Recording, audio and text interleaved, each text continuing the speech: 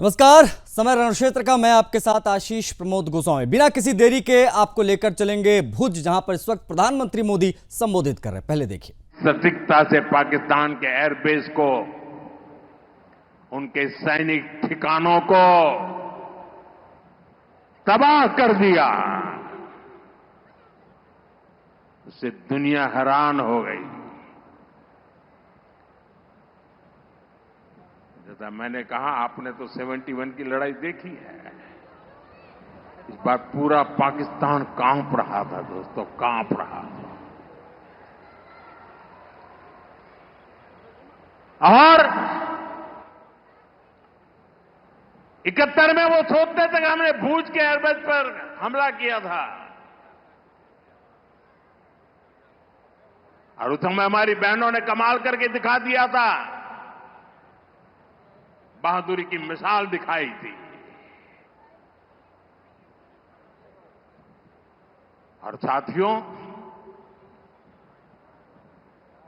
पाकिस्तान के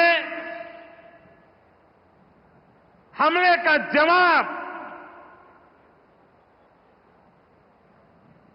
हमने इतनी ताकत से दिया कि उनके सारे एयरबेस आज भी आईसीयू में पड़े हैं, आज भी आईसीयू में पड़े हैं। और तब जाकर के पाकिस्तान शरणागति के लिए मजबूर हो गया। पाकिस्तान को लगा बच नहीं सकते। भारत ने रौद्र रूप दिखा दिया है, और आखिरकार ये हमारी सेना का पराक्रम था, ये हमारी सेना का साहस था, ये हमारी सेना का सटीक ऑपरेशन था। कुछ ही घंटों में पाकिस्तान ने सफेद झंडा फहराना शुरू कर दिया। उन्होंने कहा कि हम गोली नहीं चलाना चाहते। हमने कहा हम तो पहले भी कह देते थे भाई, हमने तो पहले ही कहा था। हमने आतंकवाद के ठिकानों को तोड़ना था, मारना था, सबक सिखाना था। उसके बाद तुम्हें चुप रहने की जरूरत थी, लेकिन तुमने गलती की तो तुम्हें सजा भी भुगतनी पड़ी। साथियों, भारत की लड़ाई सीमा पार पल रहे आतंकवाद से, जो आज इस आतंकवाद को पाल पोस रहा है, उससे हमारी दुश्मनी है।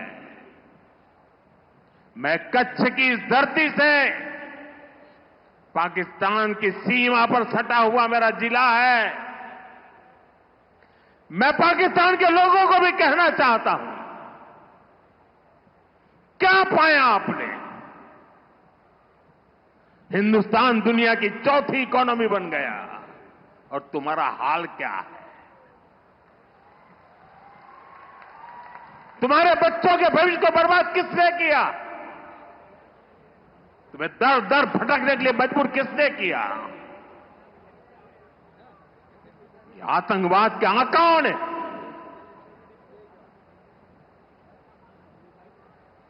वहां की सेना का अपना एजेंडा।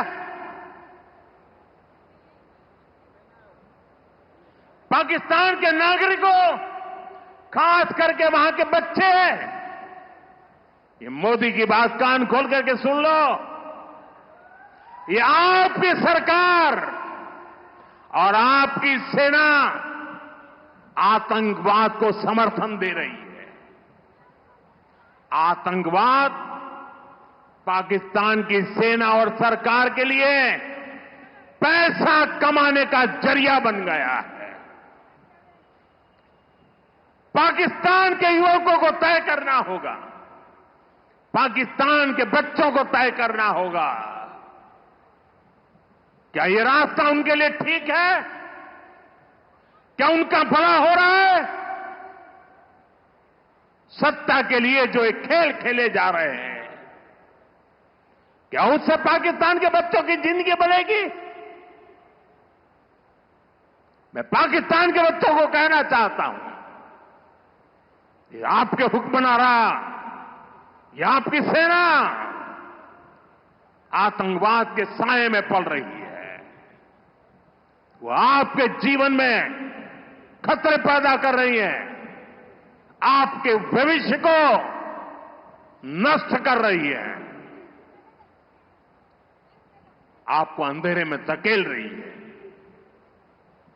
पाकिस्तान को आतंक की बीमारी से मुक्त करने के लिए पाकिस्तान के अवाम को आगे आना होगा, पाकिस्तान के नौजवानों को आगे आना होगा।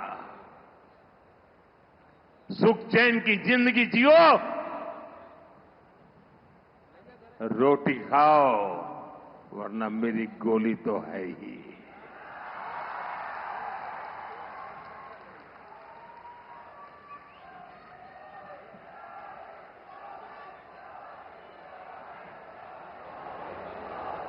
साथियों,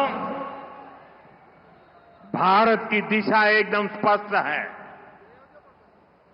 भारत ने विकास का पथ चुना है, शांति और समृद्धि का रास्ता चुना है। मुझे भरोसा है कि जैसे कच्छ की जो स्पिरिट है, वो भारत को विकसित बनाने के लिए भी प्रेरणा बनेगी। મારા કચ્છી ભાઈ બહેનો, હવે થોડા દાડા પછી આપણું અષાઢી બીજ આવશે, આપણું કચ્છી નવું વર્ષ। અહીં આવ્યો છું, પહેલા તો અહીં અષાઢી બીજે આવવાનો મોકો લેતો હતો, પણ હવે આવવાનો નથી। તો આજે આપણા અષાઢી બીજના નવ વર્ષની શુભેચ્છાઓ મારા કચ્છી ભાઈઓ બહેનો દેતો જાઓ। કચ્છના મારા વાલા ભાઈ બહેનો, આપનો પ્રેમ, આપના આશીર્વાદ અને આજે જે રોડ શો કર્યો આપે આટલી ગરમીમાં, એરપોર્ટથી અહીં સુધી માનવ મહેરામણ ઉમટ્યું હતું। કચ્છને મારા 100 સલામ દોસ્તો, 100 સલામ।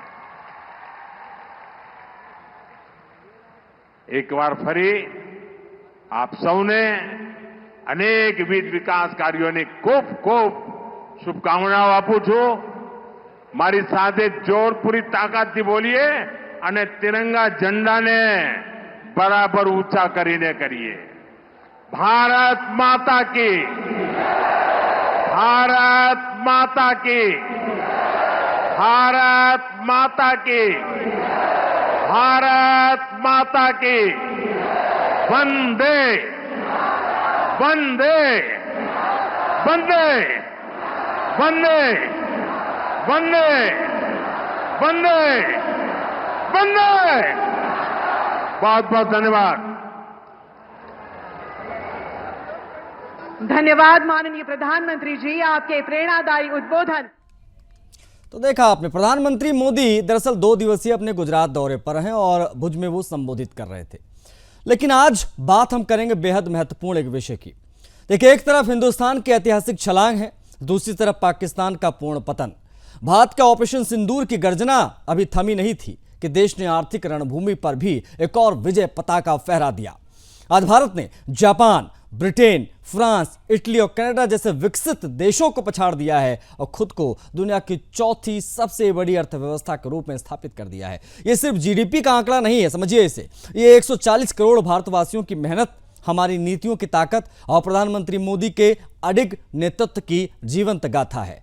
और इधर ऑपरेशन सिंदूर के बाद पहली बार गुजरात पहुंचे प्रधानमंत्री मोदी ने कुछ ऐसी बात दोहराई भी। दाहोद से लेकर वलसाड, अहमदाबाद से लेकर वेरावल और अभी अभी आपने भुज देखा। 24,000 करोड़ रुपए की विकास परियोजनाओं का उद्घाटन हो चुका और लगातार ये कल तक आपको तमाम योजनाओं का लोकार्पण शिलान्यास दिखाई देगा गुजरात की धरती से। वंदे भारत जैसी बुलेट स्पीड ट्रेन रवाना हुई और एक जनसभा में ऑपरेशन सिंदूर का जिक्र करते हुए प्रधानमंत्री ने 2 टूक शब्दों में कह भी दिया कि अगर कोई हमारी बहनों के सिंदूर को मिटाएगा, उसकी साजिश रचेगा, तो हम उसका नामो निशान मिटा देंगे। ये चेतावनी किसके लिए थी? जाहिर तौर पर पाकिस्तान के लिए, जो कश्मीर में आग लगाने की कोशिश करता था, लेकिन भारतीय सेना ने उसे उसी की जमीन पर जाकर धूल चटाई है। क्योंकि ये नया भारत है जो माफ नहीं करता बल्कि घुस कर मारता है। अब भारत सिर्फ आत्मनिर्भर नहीं, आत्मविजय भी है, चाहे रण सीमाओं का हो या फिर आर्थिक नीतियों का। भारत हर मैदान में आगे निकल रहा है और यही है विकसित राष्ट्र से आगे बढ़कर विश्वगुरु भारत की ओर हमारी यात्रा। आज हर हिंदुस्तानी का सीना गौरवान्वित है। 56 इंच का सीना हो चुका है सभी का और आंखों में सिर्फ एक सपना है, भारत का झंडा अब सिर्फ अपने देश में नहीं, दुनिया की हर ऊंची इमारत पर लहराया जाए। पीएम मोदी ने साफ कर दिया है कि भारत पर नजर उठाने वालों को उनकी सोच से भी खतरनाक सजा हम देंगे। गुजरात की धरती से पाकिस्तान समेत पूरी दुनिया को प्रधानमंत्री मोदी ने जो संदेश दिया, सबसे पहले वो सुन लीजिए, उसके बाद आर्थिक नीतियों की भी बात होगी। ऑपरेशन सिंदूर सिर्फ एक सैन्य कार्रवाई नहीं है, ये हम भारतीयों के संस्कारों, हमारी भावनाओं की अभिव्यक्ति है। आतंक फैलाने वालों को सपने में भी सोचा नहीं होगा मोदी से मुकाबला करना कितना मुश्किल होता है। मोदी ने अपनी तीनों सेनाओं को खुली छूट दी और हमारे शूरवीर ने वो कर दिखाया जो दुनिया ने पिछले कई दशकों से नहीं देखा था। हमने सीमा पार चल रहे आतंक के 9 सबसे बड़े आतंकी ठिकाने उनको ढूंढ निकाला, अता पता पक्का कर लिया और 22 तारीख को उन्होंने जो खेल खेला था, 6 तारीख रात को 22 मिनट में हमने उनको मिट्टी में मिला दिया। तिरंगा लहराते रहिए, तिरंगे की आन बान शान का जरा सोचिए, बाल बच्चों के सामने पिता को गोली मार दी। आज भी वो तस्वीरें देखते हैं तो खून खौल जाता है। आतंकवादियों ने 140 करोड़ भारतीयों को चुनौती दी थी, इसलिए मोदी ने वही किया जिसके लिए देशवासियों ने, आपने मुझे प्रधान सेवक की जिम्मेदारी दी। बंटवारे के बाद जिस देश का जन्म हुआ, उसका एकमात्र लक्ष्य भारत से दुश्मनी है, भारत से नफरत है, भारत का नुकसान करना है। लेकिन भारत का लक्ष्य अपने यहां गरीबी को दूर करना है, अपनी अर्थव्यवस्था को मजबूत करना है, खुद को विकसित बनाना है। विकसित भारत का निर्माण तभी होगा जब भारत की सेनाएं भी मजबूत होगी और हमारी अर्थव्यवस्था भी। देखा आपने, ऑपरेशन सिंदूर के बाद अब भारत ने आतंकवाद के मुद्दे पर अंतर्राष्ट्रीय मंचों पर पाकिस्तान को अलग थलग करने के लिए सशक्त कूटनीतिक अभियान भी छेड़ रखा है, ये आप सभी जानते हैं। भारत के 7 सर्वदलीय प्रतिनिधिमंडल 33 देशों की राजधानियों का दौरा कर रहे हैं। इन दलों में शामिल 51 सांसद, पूर्व केंद्रीय मंत्री और राजनयिक की टीम एकजुट होकर टीम इंडिया की तरह पाकिस्तान को लेकर, उनके दुष्प्रचार को लेकर, उनके नैरेटिव को लेकर मुंहतोड़ जवाब आतंकवाद को लेकर हर मंच पर दे रही है। पूर्व केंद्रीय मंत्री रविशंकर प्रसाद के नेतृत्व वाला प्रतिनिधिमंडल फिलहाल फ्रांस में है। वहीं एक अन्य दल न्यूयॉर्क के रास्ते गुयाना पहुंच चुका है, जिसको शशि थरूर लीड कर रहे हैं, जबकि अन्य टीमें बहरीन, कतर, जापान, रूस और यूएई जैसे रणनीतिक रूप से अहम देशों का दौरा कर चुकी हैं। इन मंचों पर भारत स्पष्ट रूप से कह रहा है कि पाकिस्तान न सिर्फ आतंकवादियों की पनाहगाह बना हुआ है, बल्कि उसकी सरकार, चाहे वो शहबाज शरीफ की हो या सेना की कठपुतली दहशतगर्दी को संरक्षण देने वाले, भारत की यह कूटनीतिक मुहिम दुनिया को बता रही है कि आतंक के खिलाफ उसकी लड़ाई सिर्फ सैन्य नहीं है, विचार और वैश्विक जनमत का है। सुनिए हमारी टीम इंडिया का क्या कहना है। कतार की जो ट्रिप हुई वो एमईए की बहुत मेहनत और उन्होंने जो पहले हम आने के पहले जो मेहनत की है उसके कारण बहुत अच्छी मीटिंग्स रही और कतार ने एक क्लियर मैसेज दे दिया कि पूरी ताकत से वो आतंकवाद के खिलाफ भारत के साथ, ये आतंकवाद के खिलाफ की जो लड़ाई है वो पूरी ताकत से हमारे साथ लड़ेंगे। एक स्वर, एक भाषा, शांति सद्भाव, इन आतंकवाद बर्दाश्त नहीं करेंगे। ये विचार हम रखेंगे और हमें उम्मीद है कि भारत के पक्ष को दुनिया अप्रिशिएट करेगी। और मैं भारत के सभी नागरिकों की ओर से गयाना की जनता, गयाना की गवर्नमेंट, खास करके उनके उपराष्ट्रपति, राष्ट्रपति जी और प्रधानमंत्री जी को मैं बहुत बहुत धन्यवाद देना चाहता हूं कि उन्होंने बहुत ही स्पष्ट एक बात कहा है कि आतंकवाद और आतंकवादियों के खिलाफ जो जंग है, जो लड़ाई है, उसके लिए वे पूरी तरह से तन मन धन से। तो कुल जमा यही है कि हिंदुस्तान का विकास और पाकिस्तान का सर्वनाश, उसी दिशा में दोनों देश आगे बढ़ रहे हैं। भारत तरक्की बो रहा है, पाकिस्तान तबाही काट रहा है। कौन कौन से मेहमान हमारे साथ कनेक्ट हैं, सबसे पहले उनसे मिल लीजिए, उसके बाद में इन्हीं से चर्चा की हम शुरुआत करेंगे। वाचस्पति द्विवेदी जी दिखाई दे रहे हैं और कांग्रेस पार्टी का पक्ष रखेंगे। द्विवेदी जी बहुत स्वागत है आपका। तनुज दीक्षित दिखाई दे रहे हैं, राजनीतिक विश्लेषक। तनुज आपका भी बहुत स्वागत है। खेमचंद शर्मा है, प्रवक्ता भारतीय जनता पार्टी के। शर्मा जी आपका भी बहुत स्वागत है। हमारे साथ आकाश जिंदल जी हैं, अर्थशास्त्री हैं। आकाश जी आपका भी बहुत स्वागत है। शुरुआत में खेमचंद शर्मा जी आपसे करूंगा क्योंकि आपके प्रधानमंत्री, हालांकि हम सबके प्रधानमंत्री, आपके नेता प्रधानमंत्री मोदी जी इस वक्त गुजरात में हैं और 2 दिवस से उनका दौरा है। लेकिन आज उन्होंने भाषण में अपनी बातें कही, उससे एक चीज बहुत स्पष्ट नजर आता है कि हिंदुस्तान घुसकर मारता भी है, ऑपरेशन सिंदूर भी सफलतापूर्वक करता है और हम आर्थिक छलांग भी लगाते हैं। लेकिन कांग्रेस पार्टी को ना आपका ऑपरेशन सिंदूर दिख रहा है ढंग से, ना ही आपके कोई कूटनीतिक मोर्चे पर हुई जीत, ना ही आपकी बढ़ती अर्थव्यवस्था। क्या जवाब देंगे खेमचंद शर्मा जी?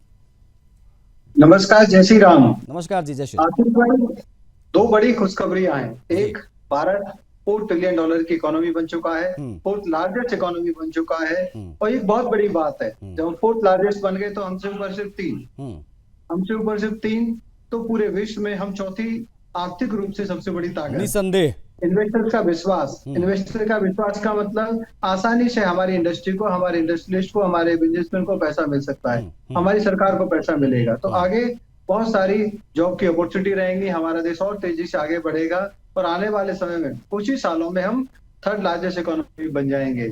इसके लिए समस्त देशवासियों को बहुत बहुत शुभकामनाएं।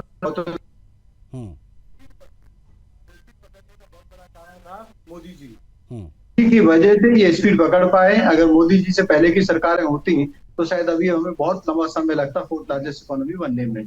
दूसरा, ऑपरेशन सिंदूर के बाद पूरे देश में एक विश्वास, एक नया उत्साह और एक नया विश्वास जागृत हुआ है कि हम अब सुरक्षित हैं। अगर कोई हम पे परेशानी क्रिएट करता है, अगर हमारे घर में घुस के कोई हमारे को मारता है, हमारे भाई बहनों पे किसी भी तरीके का आक्रमण करता है, तो हमारी सेना, हमारा देश अब उसको घर में घुस के मारता है। ठीक है, दो कांग्रेस की जो प्रतिक्रियाएं आ रही कांग्रेस की तरफ से, उस पर भी अगर आप कुछ कह दें, उसके बाद में बाकी मेहमानों को ओपनिंग रिमार्क लेना चाह रहा हूं।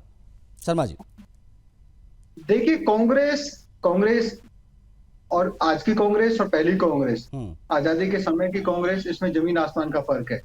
कांग्रेस तो टूट चुकी थी, कांग्रेस आई बन गई, इंदिरा गांधी जी की कांग्रेस और आज की कांग्रेस में बहुत बड़ा फर्क है। आज की कांग्रेस तो ऐसा लग रहा है कि भविष्य में पाकिस्तान में चुनाव लड़ने का विचार कर रही है। ठीक है, ओके, मुझे मेरा जवाब मिल गया। मैं चाहूंगा आप बने रहेगा, एक बार ओपनिंग रिमार्क सभी का हो जाए शर्मा जी, फिर हम डीपली चर्चा करेंगे इस विषय पर। समय है अभी हमारे पास। वाचस्पति द्विवेदी जी कांग्रेस पार्टी का पक्ष रखने के लिए मौजूद हैं।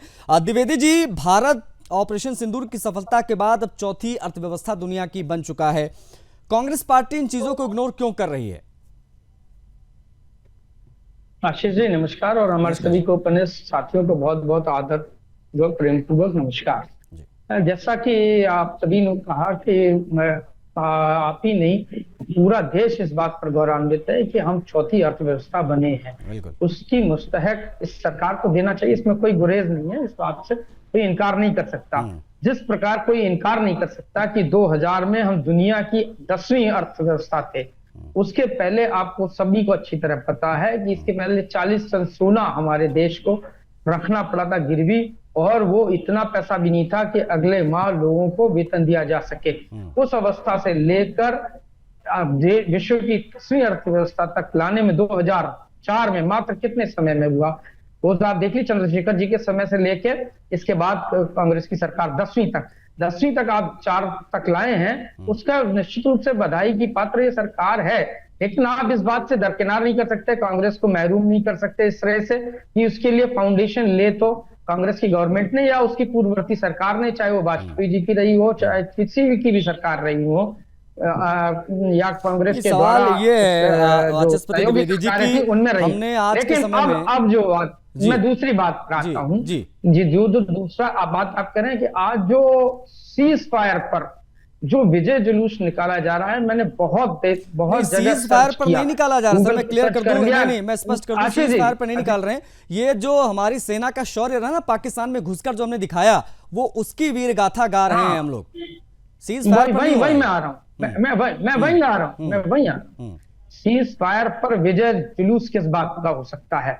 हमारी सेना ने अप्रतिम शौर्य का प्रदर्शन किया और 6 से 10 तक घुटनों पे पाकिस्तान को लाके रख दिया, इसमें कोई शक नहीं है। लेकिन आपको यह देखना पड़ेगा कि 9 तारीख की रात में क्या हुआ था। खैबर पख्तूनख्वा के आसपास के जंगलों में भूकंप क्यों आए थे, और इसके बाद जो नूर बख्श जो हवाई पट्टी है उस पर विकिरण कैसे हुआ था, और उसमें इजिप्ट के एक वाहन के द्वारा बोरोन वह वस्तु है जो नील नदी में पाई जाती है, और इजिप्ट के वाहन से बोरोन का छिड़काव क्यों हो रहा था? इसका मतलब था कि हमारी सेना ने वहां पर नूर बख्श के जो आसपास जो परमाणु बम, सबसे बड़े परमाणु बम के संयंत्र हैं, उस पर हमला किया था और विकिरण हुआ था। मैं चाहता हूं कि एक बार ओपनिंग रिमार्क हो जाए। बहुत धन्यवाद, हमारी मुस्तैक है हमारी सेना। नहीं बिल्कुल, और आपने अगर इस प्रकार से सेना के शौर्य की प्रशंसा की है तो उसके लिए आपका भी स्वागत है, लेकिन बने रहिएगा, बाकी मेहमान भी मैं चाहूंगा ओपनिंग रिमार्क हो जाए। 1 मिनट में आ रहा हूँ द्विवेदी जी, आ रहा हूँ। हमारे साथ तनुज दीक्षित भी हैं, राजनीतिक विश्लेषक, उनसे भी बातचीत करना जरूरी है उतना ही,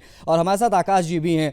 मैं आकाश जी की तरफ बढ़ूँ उससे पहले तनुज दी, ऑपरेशन सिंदूर, उसके बाद में आर्थिक छलांग भारत ने लगाया, ये क्या किस तरीके से इसको देखा जाए? हमने घुसकर मारा भी और एक बड़ी आर्थिक छलांग भी हमने लगाया, क्या माना जाए ये बढ़ते हुए भारत के आत्मविश्वास का एक संकेत?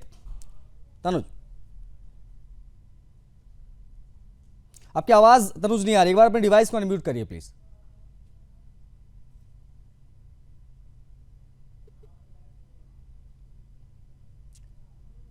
तनुज, आपकी आवाज हम तक नहीं पहुंच पा रही है, अगर अनम्यूट है तो प्लीज अनम्यूट कर लीजिए, मैं तो फिर मैं इधर से कोशिश करता हूं।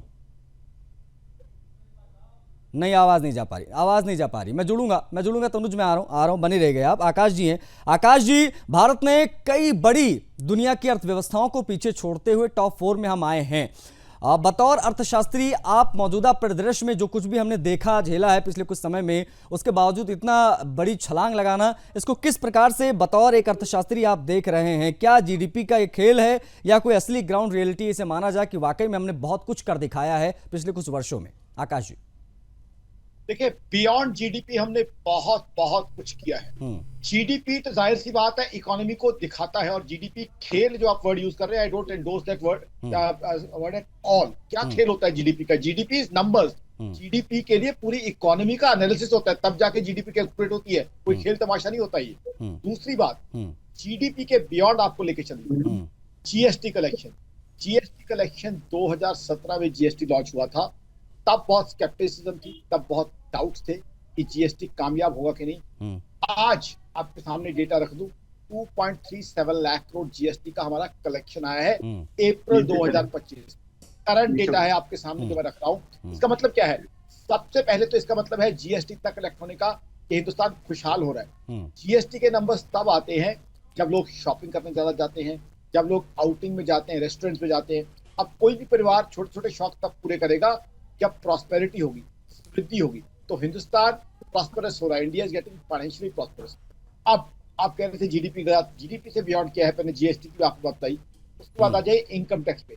16 मार्च 2025 का डेटा, ये भी फ्रेश डेटा है।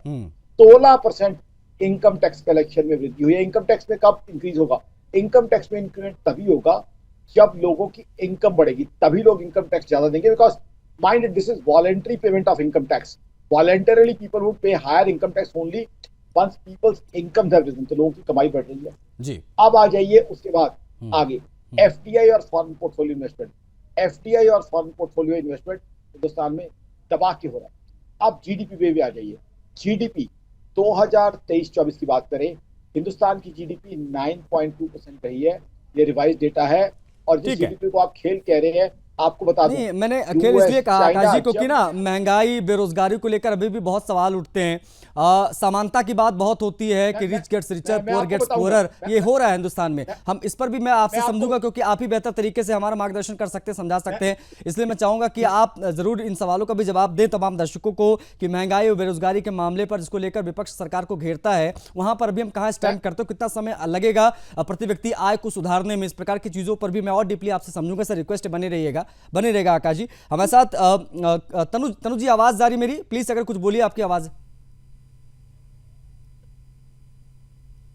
नहीं आ रही है। तनु जी की आवाज नहीं पहुंच पा रही है। मैं पीसीआर से रिक्वेस्ट करूंगा तनु जी को प्रॉपर जोड़ा जाए पहले, क्योंकि आवाज उनकी नहीं आ पा रही है। लेकिन हमारे साथ खेमचंद जी हैं। खेमचंद जी, तमाम उपलब्धियों की बात हो रही है, जाहिर तौर पर होनी भी चाहिए क्योंकि हम टॉप 4 में आ गए हैं अर्थव्यवस्था के हिसाब से, और आकाश जी ने बताया भी हमने बियॉन्ड द जीडीपी चीजें अचीव की हैं।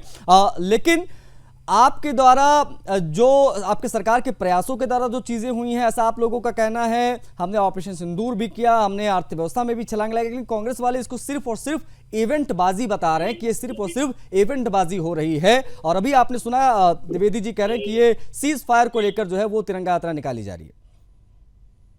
देखिए, वो तो ऐसा कहेंगे ही।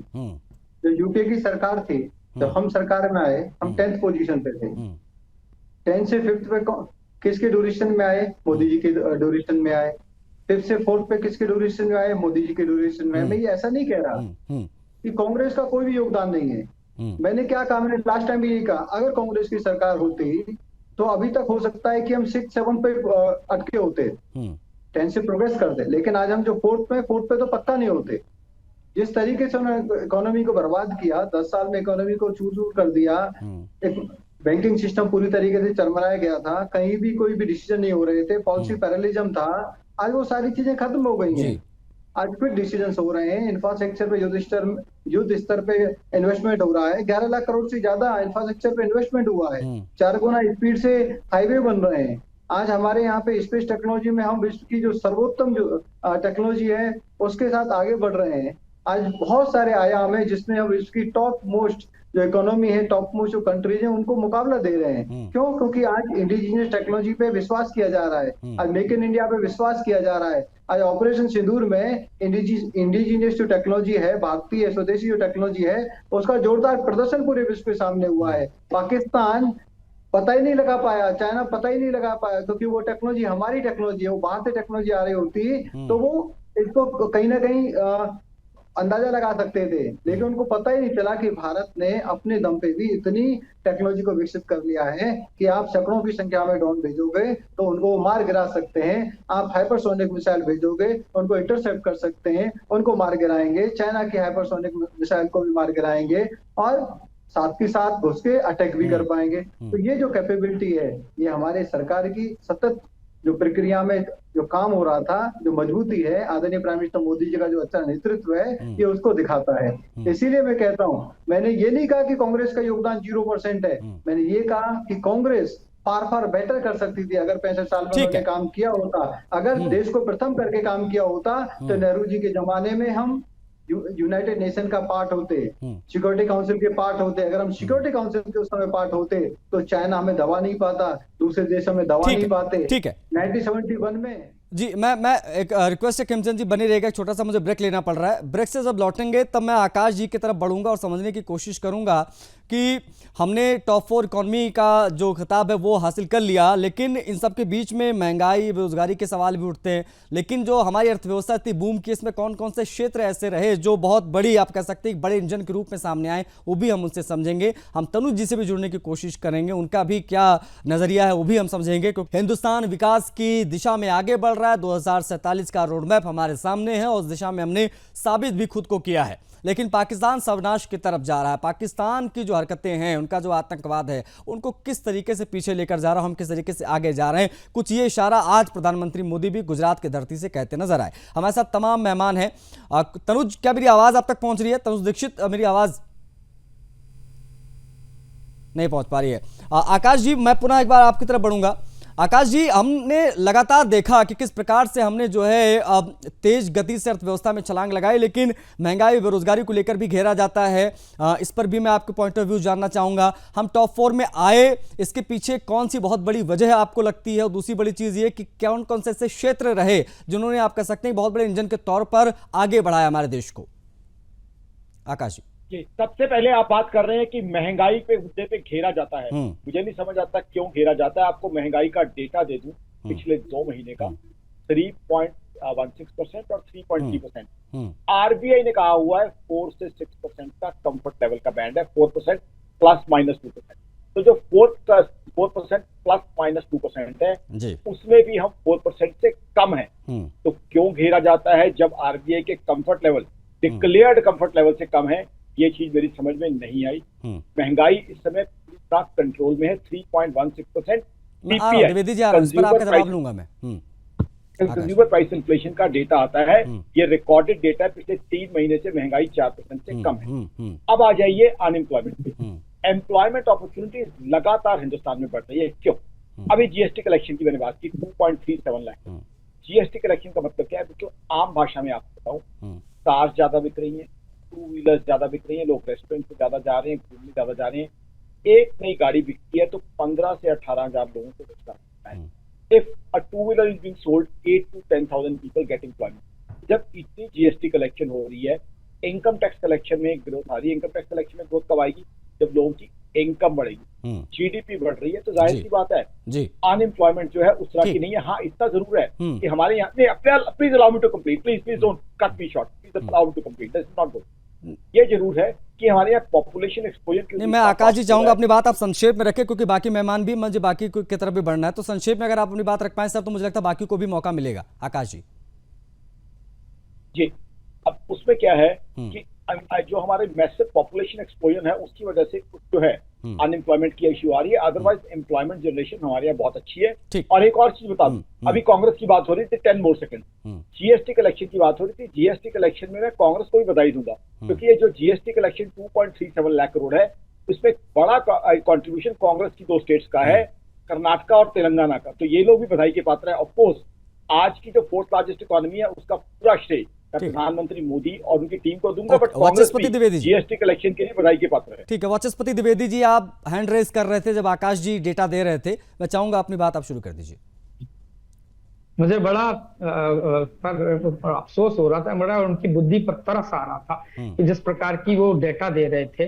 अगर देश में इतनी समानता अगर आ गई है तो ये जरा बताएं कि 80 करोड़ लोगों को पीडीएस से हमें अनाज क्यों देना पड़ रहा है? आप अपनी बुद्धि चेक करा लीजिए पहले।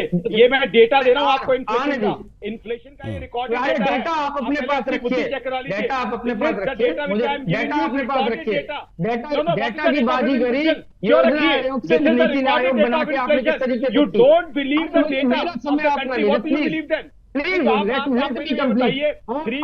सुनने का सब्र रखिए। आकाश जी, एक बार उनको पूरा करें। आकाश जी रोकिए जरा इनको, मुझे अपनी बात कहने। आकाश जी नहीं, एक मिनट, मैं इसलिए रोक रहा हूँ, दोनों लोगों को रोक रहा हूँ। आकाश जी एक एक करके आकाश जी लेट हिम कंप्लीट फर्स्ट। आकाश जी लेट हिम कंप्लीट फर्स्ट। और रिक्वेस्ट है वाचस्पति द्विवेदी जी, कोई व्यक्तिगत हमला मत करिए, कोई व्यक्तिगत हमला मत करिए, अपनी बात रखिए, बस अपनी बात रखिए प्लीज। मैं समझ गया। आकाश जी प्लीज उनको बोल लेने दीजिए। आकाश जी आप बुद्धिजीवी हैं, मैं आपसे रिक्वेस्ट कर रहा हूं सर, बहुत रिक्वेस्ट कर रहा हूं आपसे, लेट हिम कंप्लीट ना, लेट हिम कंप्लीट। जब आप बोल रहे थे किसी ने नहीं बोला। आकाश जी हो गया, एक मिनट। अरे आकाश जी को ऑडियो ऑन कीजिएगा प्लीज। मैं चाहूंगा कि थोड़ी सी बात इनकी भी सुन ली जाए। द्विवेदी जी मेरी बात को काटिए ना, आपको तर्क समय मिलेगा। इसके बाद आप हमें यह बताइए कि जो जीएसटी का कलेक्शन का बखान कर रहे हैं, आप ये बता दिए जो सीजीएसटी से कलेक्शन हो रहा है और जो राज्यों का कलेक्शन हो गया है, उसमें सेंटर जो है वो राज्यों का उनका स्तर, उनका जो वाजिब हिस्सा है वो क्यों नहीं दे रहे हैं? जरा प्रभु हमारे दर्शन करके बताएंगे, विवेचना करके बताएंगे, विमर्श करके बताएंगे कि कितने परसेंट, कितने हजार गुना या सॉरी कितने करोड़ गुना इनकम टैक्स पे ही बढ़ गए हैं और कितना इनकम टैक्स बढ़ गया है। हालांकि ये जीडीपी मात्र सूचक नहीं होती है कि आपकी गरीबी और अमीरी का विकास दर। आप केवल जो बात कर रहे थे, बहुत अच्छे अच्छे डाटा जो दे रहे थे कि वो क्रेडिट से लोगों का खरीदारी बढ़ गया है, कार ज्यादा बिकनी बढ़ गई, ये सुपर रिच क्लास की बात है और अपर मिडिल क्लास की बात है। नहीं, मैं इसलिए द्विवेदी जी एक मैं मुझे लगता है शायद मैं थोड़ा सा एक बात द्विवेदी जी मैं थोड़ा सा एक बार पुनः बता दूं कि जिन्होंने ये डेटा दिया आकाश जी, वो बतौर अर्थशास्त्री यहाँ पर बैठे हैं, तो जाहिर तौर पर उनके पास जो डेटा होगा वो हवा में तो उन्होंने बोला नहीं है। वो अगर डेटा दे रहे हैं तो उसका कुछ वैलिडेशन है। आप सिरे से खारिज ऐसे कर रहे हैं जैसे किसी बीजेपी के प्रवक्ता ने डेटा दिया है।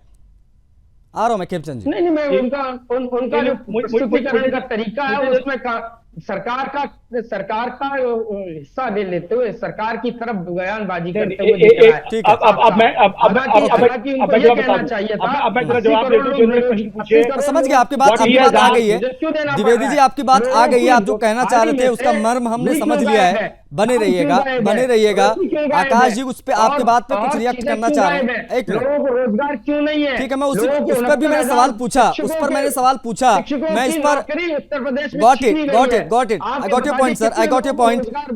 नहीं, ठीक है द्विवेदी जी, अर्थशास्त्री का खेल ये नहीं होता। ठीक है, हो गया, अब मैं समझ गया अर्थशास्त्री की क्या परिभाषा होती है। मैं आकाश जी से समझ लूंगा। थोड़ा सा इनका डाउन करिएगा द्विवेदी जी, ये चुप नहीं होते। वाचस्पति द्विवेदी जी, रिक्वेस्ट कर रहा हूं भैया, थोड़ा सा बाकी भी मेहमान हैं, उनको भी मौका मिलना जरूरी है। खेमचंद जी काफी देर से हैंड रेज कर रहे हैं, खेमचंद जी से ज्यादा बात हो नहीं पाई है। आकाश जी, आप इनकी बात पर रिएक्ट करिए, उससे पहले खेमचंद जी काफी देर से बोल नहीं पाए। खेमचंद जी कुछ कहना चाह रहे थे प्लीज, क्योंकि सीधे सीधे हम लोग ये कह रहे हैं कि हमने घुसकर मारा भी, हमारी सुरक्षा भी मजबूत, हमारी अर्थव्यवस्था भी मजबूत, लेकिन कांग्रेस इसको कुछ अलग एंगल दे रही है। इसमें कुछ जवाब आपका खेमचंद जी। देखिए, इनकी हालत ऐसी हो गई, ना ये घर के बच्चे हैं और ना ही घाट के। और अब ये जिस तरीके से भाषा का उपयोग कर रहे हैं, लगातार ऑपरेशन सिंदूर पे पाकिस्तान की भाषा बोल रहे हैं, चाइना की भाषा बोल रहे हैं, हमारे विरोधियों की भाषा बोल रहे हैं, रईस की कसर भी वो मिट चुकी है। जनता जी आवाज गायब हो गई। खेमचंद जी की आवाज नहीं आ पा रही। Akash ji, is I am audible to? अगर मेरी आवाज आप तक पहुंच रही तो please you are totally audible to me. जी sir, I am waiting to give my reply. बिल्कुल Akash ji, go ahead. Allow me to. जी। सबसे पहली बात, कांग्रेस ने ये ऑब्जेक्शन रेज की है कि जीडीपी ग्रोथ के डेटा पे, मैं इनको पहले इनका ज्ञान वर्धन कर दूं। जीडीपी ग्रोथ का डेटा ग्लोबली एक्सेप्टेड डेटा है। क्या ये सारी दुनिया के डेटा को गलत मानते हैं? क्या ये IMF के डेटा को भी गलत मानते हैं? वर्ल्ड बैंक के भी डेटा को गलत मानते हैं? ये जरा इसके ऊपर जो है अपना खुद का ज्ञान वर्धन कर ले। उसके बाद इन्फ्लेशन का डेटा, ये CPI का डेटा है इन्फ्लेशन का, जो पिछले 2 महीने का दिया है। उस डेटा को ये विश्वास नहीं करते तो किस डेटा को विश्वास करेंगे? अब उसके बाद आ जाती है GST कलेक्शन, ये 2.37 लाख करोड़, जो इनको विश्वास नहीं है। ये रिकॉर्डेड डेटा है, ये बजट के अंदर फिगर्स अमेलगमेट करके टोटल रिसीप्ट्स में आता है, उस हिसाब से एक्सपेंडिचर हमारा प्लान होता है। इसको नहीं विश्वास करेंगे तो किसको विश्वास करेंगे? अब इन्होंने कहा इनकम टैक्स की ग्रोथ कहाँ हुई है, इन्होंने शायद ध्यान से सुना नहीं है। मैंने इनको 16 मार्च 2025 का डेटा दिया है। 16% इनकम टैक्स में ग्रोथ हुई है। इनकम टैक्स में ग्रोथ कब होगी? जब लोगों की कमाई बढ़ेगी। दूसरा, ये कह रहे हैं कि सिर्फ रईस लोग इनकम टैक्स ज्यादा दे रहे हैं। मैं इनको ये बताना चाहता हूँ, इनकम टैक्स की रिटर्न की क्वांटिटी हर साल बढ़ रही है। तो इनकम टैक्स की रिटर्न की क्वांटिटी बढ़ रही है, तो जो लोग पहले इनकम टैक्स नहीं दे रहे थे उन लोगों ने इनकम टैक्स देना शुरू कर दिया है। अब ये आ रहे हैं हमारे गरीब भाई बहनों पे, उसका भी इनको जवाब दे दूं। मुद्रा लोन, ये प्रधानमंत्री नरेंद्र मोदी साहब को सैल्यूट करता हूँ मुद्रा लोन के कारण। मुद्रा लोन किसी करोड़पति या अरबपति को दिए गए हैं, मुद्रा लोन दिए गए हैं 50,000 रुपए, 2 लाख रुपए, 3 लाख रुपए मेरे उन भाई बहनों को दिए गए हैं जो गाँव में दूर दराज एरिया में छोटे छोटे कारोबार शुरू करना चाहते थे। छोटे छोटे कारोबार में क्या है? गोलगप्पे की रेडी लगती जी, एक दुकान खोलना, छोटी सी प्रोसेसिंग यूनिट खोलना, उसकी वजह से वो लोग एम्प्लॉयमेंट सीकर्स की वजह से एम्प्लॉयमेंट सीकर्स की जगह एम्प्लॉयमेंट गिवर्स बन गए हैं। और आपको बता दूं मैं, अगर एक गोलगप्पे की रेडी भी लगती है तो 4 लोगों को उससे एम्प्लॉयमेंट जनरेशन होता है। बिल्कुल। उसके बाद जो कार्स और स्कूटर की बात कर रहे थे, वो डेटा है, ये सारा डेटा है। इस डेटा को वो जो है वही समझ से परे है ना, समझ से परे यही हो जाता है आकाश जी कि ये द्विवेदी जी जब आपको डेटा दिया गया तो आपको मिर्ची लग गई। जब हमने ऑपरेशन सिंदूर किया, उसकी सफलता की पूरी देश में सराहना हो रही है, तो वहां पर आपके नेता जो हैं, सर्वोच्च नेता, आपके वो सवाल उठा रहे हैं। अर्थव्यवस्था की हम बात कर रहे हैं तो उसको भी ना जाने किस चश्मे से आप लोग देख रहे हैं। इसकी वजह क्या है द्विवेदी जी? वो कहां से मिल गया, कितने में लग गया, और उसमें टैक्स उस पर कितना लग रहा है ब्याज? पूरे पर 5 लाख पर। नहीं नहीं, 18% मैं वही तो कह रहा हूँ। एक बार सुन लीजिए, मेरा एक सवाल सुन लीजिए। हो जाएगी आपकी। द्विवेदी जी, अगर आप अलाउ करें तो सवाल पूछ लूं आपसे, अगर आप अलाउ करें तो सवाल पूछ लूं, क्योंकि डिबेट तो आप ही चला रहे हैं, पूरे टाइम आप कंटिन्यू बोलते हैं सर। बिल्कुल छोड़ देना चाहिए एमएसएमई पर जो उनकी नया इकाई नहीं, शुरू हो रही है, नहीं उसको आपको GST लेनी नहीं चाहिए। सुन लीजिए, क्यों सुन लेना लीजिए, अब GST? सुनिए, ये प्रॉपर, ये पूरी चर्चा हम आज इसी पर कर रहे हैं, अर्थव्यवस्था पर ही कर रहे हैं, आप ये मान लीजिए। लेकिन जब एक अर्थशास्त्री हमने बुलाया है, सुन लीजिए यार, सुन लीजिए महाराज, एक अर्थशास्त्री हमने बुलाया है, आकाश जी को हमने बुलाया। आकाश जी अगर कोई डेटा दे रहे हो तो आप उनको बीजेपी प्रवक्ता कैसे कह सकते हैं? ये किस स्तर की डिबेट करते हैं आप? ये मुझे समझ से परे है। अगर उनको हमने बुलाया है, वो डेटा दे रहे हैं, मैंने कहा वन साइडेड है, वन साइडेड बात कर रहे हैं। अच्छा, मतलब आपके हिसाब से बात करें, 5 लाख के लोग, मैं समझ गया, मतलब जो तुमको पसंद वही बात करेंगे। 18% GST लग गई, मतलब आपको नहीं दिख रहा तो किसी को नहीं दिख रहा है? नहीं, आपको अगर नहीं दिख रहा है तो किसी को नहीं दिख रहा है क्या द्विवेदी जी? 50,000 उसका अंशदान लग गया, 50,000 वो माइनस हो गया। खेमचंद जी क्या कहेंगे? उसको कोई कितना पैसा मिला? ठीक है, अगर कोई इकाई शुरू होती है 5 लाख की, तो बताइए उसको कितना मतलब पैसा कांग्रेस मिलेगा? इतनी ज्यादा, मैं ये समझ नहीं पा रहा हूं, मैं समझ नहीं पा रहा हूं। तमाम दर्शकों से मैं कहूंगा, अगर आप समझ पाए तो जरूर हमको बताइएगा कमेंट करके, कांग्रेस पार्टी इतनी ज्यादा फ्रस्ट्रेट क्यों दिख रही है? इतनी ज्यादा कांग्रेस पार्टी फ्रस्ट्रेट क्यों दिख रही है? जब ऑपरेशन सिंदूर की सफलता की बात आई तो गाहे बगाए राहुल जी ने सवाल पूछ लिए। राहुल जी वो बात कह रहे हैं जो दुनिया, जो सबूत पाकिस्तान नहीं दे पाया, जो सबूत पाकिस्तान नहीं दे पाया, नासा नहीं दे पाया, दुनिया की बड़ी बड़ी एजेंसीज नहीं दे पाई, वो उसको लेकर सवाल पूछ रहे कि हमारे कितने विमान गिर गए। जब सेना ने बहुत स्पष्ट कर दिया, चीजें बहुत क्लियर हो गई हैं, ना कुछ मिला, राहुल गांधी सवाल उठा रहे हैं। अर्थव्यवस्था के क्वेश्चन को नजरअंदाज ये लोग कर देते हैं, क्योंकि हमने घुसकर मारा भी। आप लोग हैं कि ऑपरेशन सिंदूर की सफलता पर सवाल उठाते हैं, आपने कभी कुछ इस प्रकार का ऑपरेशन किया नहीं। आज के वक्त में इस प्रकार की अगर सफलता प्राप्त हो रही है तो आप लोगों को मिर्ची लग रही है। एक अर्थशास्त्री को डेटा दे रहा है तो आपको मिर्ची लग रही है। मैं समझ गया आपकी नीतियां क्या है। खेमचंद जी कुछ कहना चाहते हैं? खत्म कर देना चाहिए था जब आपने परमाणु संयंत्र पर उसके हमला कर दिया था, और हमला करना चाहिए था।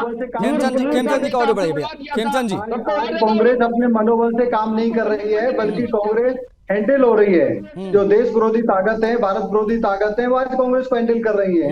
जैसी चाबी उनमें भरी जाती है वैसी आवाज वो करना शुरू कर देते हैं।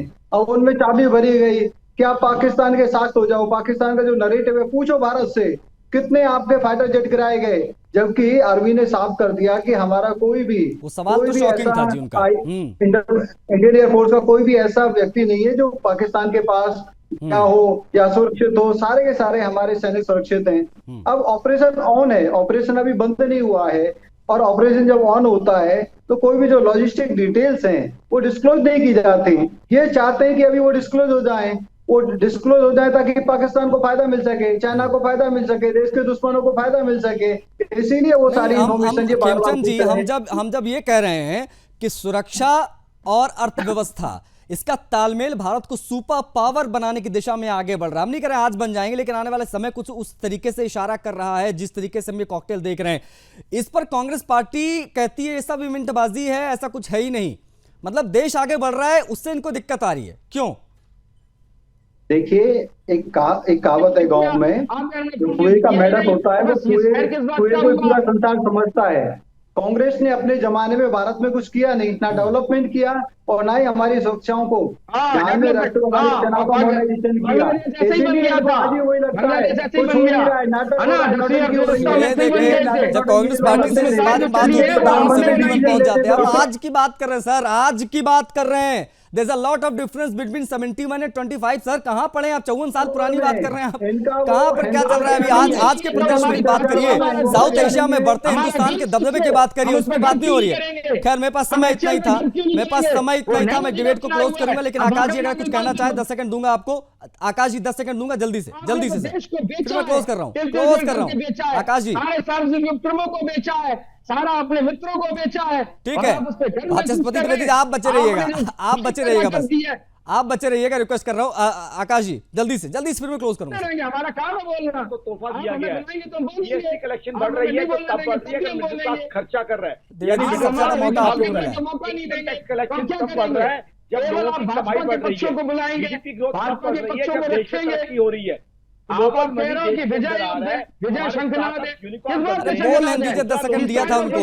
ठीक है, दुनिया में इनका जरा ऑडियो डाउन कर दीजिएगा द्विवेदी जी का। हाँ आकाश जी जल्दी से। हमें सल्यूट कर रही है, आज दुनिया भर में से हमें मान्यता दी जा रही है, को मान्यता दी जा रही है, तो ठीक है। कांग्रेस भारत को लेना चाहिए ना।